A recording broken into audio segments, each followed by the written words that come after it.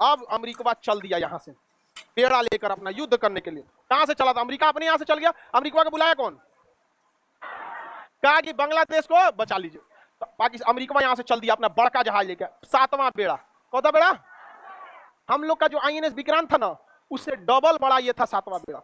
इतना बड़ा जहाज था कि इसके ऊपर 40 ठो उड़ने वाले जहाज आते थे। इसके में परमाणु बम था, परमाणु बम लगा हुआ था। किसमें? 7वां बेड़ा में। और इसके साथ पनडुब्बी, डिस्ट्रॉयर, फ्रिगेट, मतलब ये जब चला था तो अपने साथ 30 से 35 पानी वाली जहाजों को लेकर चला था। ये अकेले चलता ही नहीं था, इतना खतरनाक। चल दिया 7वां बेड़ा लेके यहाँ पर। अब भारत का हालत खराब। ये अकेले युद्ध का गेम पलट देता, पूरे इराक को ये अकेले हरा दिया था 7वां बेड़ा।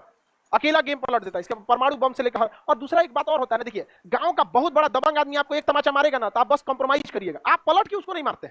और ये सबसे बड़ी गलती हो जाती है।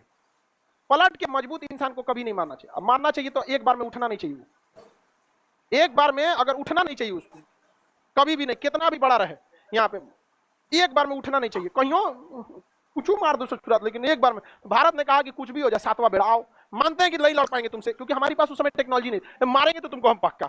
ये चोट्टा अमेरिका ब्रिटेन को भी बुला लिया, चल चल चल मारे के हो लोग, चल चल चल चल। फ्रांस को भी बुला लिया, चल चल चल भारत के मारे को। आई चोट्टा आ गया सब। आज ये मोदी जी को बर्गर खिला रहा है सब, समझ में आ गया कि नहीं? पिज्जा खिलाता है सब। लेकिन ये चोट्टे मारने आए थे सब हम लोग को। इतिहास कोई भूल जाए, हम ना भूलने वाले हैं, कभी नहीं भूलना चाहिए इतिहास। ये हम मानते हैं कि हम लोग भी लिट्टे का मतलब हुआ था, युद्ध में सब कुछ दिया, लेकिन अमेरिका भी शरीफ नहीं है। युद्ध में कोई अंतरराष्ट्रीय रिलेशन में हम लोग को देश देखना है, शराफत नहीं। समझा कि ना? सब आया था सब मिल के मारने। इंदिरा गांधी का तो हालत खराब हो गया। इन्होंने कहा रसिया को, याद है कुछ? गइलो हमारा हालत खराब। ये सब लेके आई चोट्टा बहुत कमीना होता है सब। पहले अमेरिका आएगा, फिर ब्रिटेन आएगा, फिर फ्रांस आएगा, उसके 29 देश आ जाएंगे सब नाटो सेना लेकर। अब 29 देशों से एक आदमी अकेले लड़ पाएगा? वो भी भारत जैसा उस समय 1971 में विकासशील देश, हमारे पास कुछ भी नहीं था उस समय, फैक्ट्री तक बढ़िया से नहीं थी। रूस ने कहा कोई दिक्कत नहीं, टेंशन हो, हम भी भेजते। इसने भेज दिया अपना 40वां बेड़ा। 40वां बेड़ा आके हिंद महासागर में लग गया। 40वां बेड़ा के साथ जितने भी पनडुब्बियां थी, इसने उस समय 8-9 को पनडुब्बी भेजा था, और हर पनडुब्बी में परमाणु हथियार थे सर। पनडुब्बी को रूस ने जानबूझ के पानी के ऊपर ले दिया कि देखो यहाँ पे चारों ओर से सजा दिया, जहाज वहाज सब सजा दिया यहाँ पर। और विक्रांत को कहा कि निकलो अब तुम। कहां से? अंडमान निकोबार। मारो इसको धा के। अब भारतीय सेना पूरा समझ गई कि सुपर ओवर खेलने के लिए तैयार थी। इंडियन आर्मी चारों ओर से घेर ली, एयरफोर्स चारों ओर से घेर ली, नेवी घेर ली। इसने कहा कि हम गारंटी लेते हैं कि चोट्टा में से एक वो अंदर नहीं आएगा, बाकी तुमको धोना है तो धो दो। इंदिरा गांधी मानेकशा से कहीं सुन रहे हैं ना? मानेकशा कहा कि आपको सुनाने की जरूरत नहीं, काम चालू है, वर्क ऑन प्रोग्रेस। इतना मार मारा गया बांग्लादेशियों को जिसका कोई हद नहीं। और यहाँ आके खड़ा हो गया कौन सा? 40वां। अमेरिका यहाँ पहुंच गया, इसका बेड़ा 7वां बेड़ा। सोचा इधर से निकले तो इधर आ जा रहा था, सोचा इधर से निकले तो इधर आ जा। नहीं, अजुराने का तरीका, आओ तो ना देख लेते, चल तो नहीं गांव में तो जो तो हमारी खेत में तो यहाँ आओ तो देखते हैं। अब इसके ऊपर मिसाइलें तैनात थी, ऑटो एयर डिफेंस की मिसाइल। इसके पास जो एयर डिफेंस S-400 अभी भी कितना तगड़ा, कोई आता है S-400 के आगे? कोई नहीं। इसने अपने एयर डिफेंस को एक्टिवेट कर दिया, और वो एयर डिफेंस इतना खतरनाक था कि 400 किलोमीटर के दायरे में कोई भी आएगा ना तो जहाज के कैप्टन को वार्निंग दे देगा कि आ गए हैं एक आदमी नाश्ता के लिए। 400 किलोमीटर दूर पहले कैप्टन को बता देगा कि खाना पीना छोड़ो, लग जाओ। और अगर 300 किलोमीटर तक आ गया तो पूरे जहाज पे वार्निंग बजा देगा, पूरा सायरन बजा देगा कि आ गया है कोई 300 किलोमीटर दूर है। 200 किलोमीटर पर रहेगा तो सीधा खबर भेज देगा मॉस्को कि चोट्टा कुछ नहीं किया है अभी तक, हम उसको 400 किलोमीटर से वार्निंग दे रहे हैं, अभी तक काय नहीं किया यहाँ पे। और 100 किलोमीटर के दायरे में आएंगे तो कहेगा भाड़ में जाओ, मार देते कूदे। रूस ने पूरे अपने एयर डिफेंस को एक्टिवेट कर दिया और अमेरिका को बता दिया कि दम है तो आ जाओ। अमेरिका 400 किलोमीटर दूर से कर रहा था, वापस चल जाओ, ठीक नहीं होगा।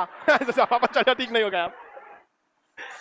कहा, अमेरिका ने कहा कि हमारे पास 150 से ज्यादा परमाणु हथियार लेके आए हैं, छोड़ेंगे नहीं भारत को इस बार। हमेशा श्रीलंका समझाएगा, श्रीलंका से भगा दिया, नेपाल से भगा दिया, अब की नहीं जाएंगे हम, हमारे पास 150 से ज्यादा परमाणु हथियार है। रूस ने कहा कि जब हम चले थे तो हमें बहुत जल्दबाजी थी, इसलिए हम गिनती नहीं किए, लेकिन लगभग 300 से ज्यादा है। कहा कि हम गिने नहीं है लेकिन 300 से ज्यादा, गिनती चालू थी 300 के बाद। अगर हम गिने नहीं, जल्दी में आना था, हमको इस सब का धमकी मत देना, बहुत महंगा पड़ेगा। तो इंग्लैंड कहा था, और we are late, we should return, you should return और you must have to return, तुम्हें लौटना ही होगा। चल गया ब्रिटेन, चल गया। यहाँ पे ब्रिटेन को एहसास हो गया था कि 1857 नहीं है, देश आजाद हो चुका। और आपको जानकर ताज्जुब होगा, जूता भिगा के मारना किसे कहा जाता है? ये INS विक्रांत जो था ना, ये ब्रिटेन से खरीदे थे लोग। भर रास्ता अमेरिका ब्रिटेन को गरियाया था। तोरा बेचला बिना जरूरत था, काहे बेचा रहे तुम उसको? भर रास्ता गरियाया था। और कह what will I do, I don't know the what will happen in future. वो क्या कौन जी पता फ्यूचर में क्या हो जाएगा। अब जाओ तुम यहां से। अब यहां से जब ये लोग चल गए, 1.5 महीना बाद गया था रूस यहां से, 1.5 महीना तक लंगर डाल के खड़ा था। इसलिए हमेशा याद रखेगा, 2 नए दोस्त से अच्छा एक पुराना दोस्त होता। और आज भी हम लोग हमेशा खड़े रहते रूस के लिए। और अंदर तबाही मचाया था कौन? बिग्रान। बिग्रान खरीदा कहां से गया था? इंग्लैंड से। बड़ी गरियाया था अमेरिका इंग्लैंड। इसलिए देखिएगा जल्दी अमेरिका वगैरह बड़ा हथियार भारत को बेचना नहीं चाहते थे। भारत की विदेश नीति स्वतंत्र है। यहां से पाकिस्तान की 93,000 फौजी ने सरेंडर कर दिया।